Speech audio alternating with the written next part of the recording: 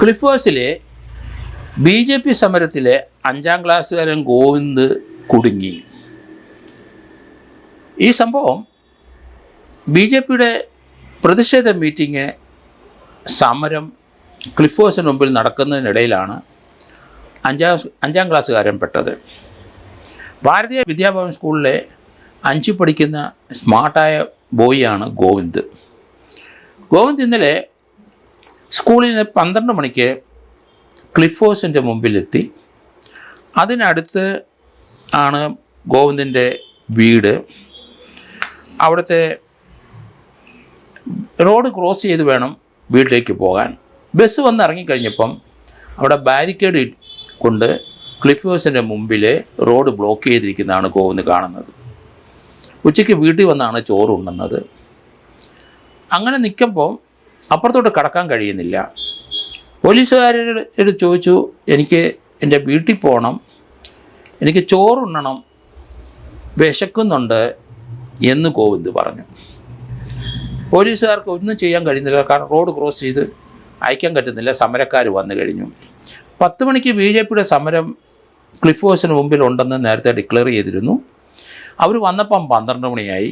ഗോവിന്ദ് 5ാം ക്ലാസ്സുകാരൻ എത്തിയപ്പോഴും 12 മണിയായി. കൊച്ചിന് road cross ചെയ്യാൻ പറ്റാതെ വന്ന് ബാരിക്കേഡ് റോഡ് മുഴുവൻ നിരത്തി റോഡിൽ വെച്ചിരിക്കുന്നതുകൊണ്ട് ഗോവിന്ദിന് റോഡ് ക്രോസ് ചെയ്യാൻ പറ്റാതെ അവിടെ കുടുങ്ങി. ഈ സന്ദർഭത്തിൽ ഗോവിന്ദിൻ്റെ അടുത്ത് വനിതാ പോലീസ് ചോദിച്ചു, മോനെ എന്താ നിൽക്കുന്നത് ഇവിടെ?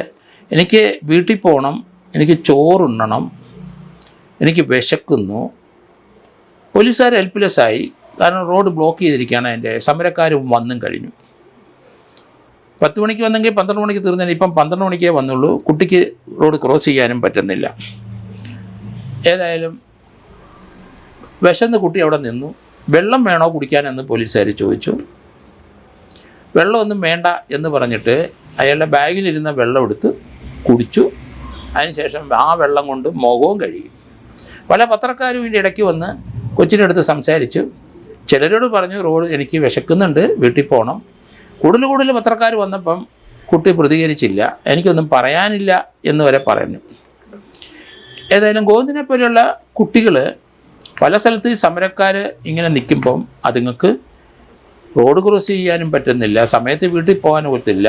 അങ്ങനെയൊക്കെയുള്ള ഒത്തിരി സംഭവങ്ങൾ കേരളത്തിൽ നടക്കുന്നത് കൊണ്ടാണ് ഈ ഗോവിന്ദിൻ്റെ കാര്യത്തിലൊരു വാർത്താ പ്രാധാന്യം വന്നത്.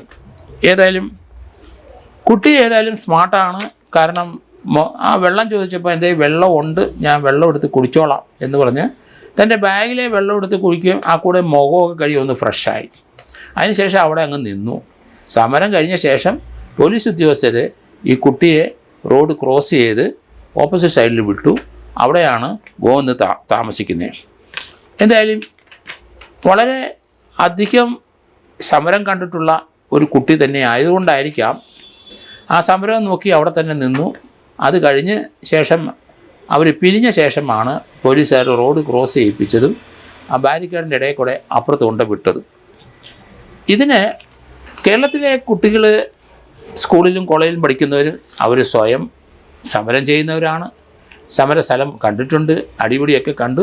അതിൻ്റെ ഇടയിൽ കൂടെയൊക്കെ പോയി ജീവിക്കാനും അതിൻ്റെ ഇടയിൽ കൂടെ സഞ്ചരിക്കാനും ഇവർക്കൊക്കെ കഴിയുന്നു എന്നൊരു രസകരമായ ഒബ്സർവേഷനാണ് എനിക്കിതിനകത്തുള്ളത്. കാരണം ഭയമില്ല കുട്ടികൾക്ക്. കാരണം ഇതൊക്കെ സർവ്വസാധാരണമാണ് നമ്മുടെ ജീവിതത്തിൽ. നമ്മുടെ വീടിൻ്റെയും പരിസരത്തുമൊക്കെ ഇതുപോലെയുള്ള അക്രമങ്ങളും അത് വയലൻസുകളും മുദ്രാവാക്യം വിളികളും ഏറും ബഹളമൊക്കെ കാണുന്നതിൻ്റെ ഇടയ്ക്ക് കുട്ടികളുണ്ട്. അവരും ഇതൊക്കെ കണ്ട് അതിൽ നിന്ന് എങ്ങനെയെങ്കിലും ഏറും കൊള്ളാതെയൊക്കെ പോകാനുള്ള കഴിവ് മലയാളി കുട്ടികൾക്ക് ഇപ്പോൾ ഉണ്ട്. ഏതായാലും ഈ ഒരു സംഭവം വലിയ വാർത്താ പ്രാധാന്യം ഉണ്ടായ ഒരു സംഭവമായിട്ടാണ് ഇന്ന് കേരളം കാണുന്നത്.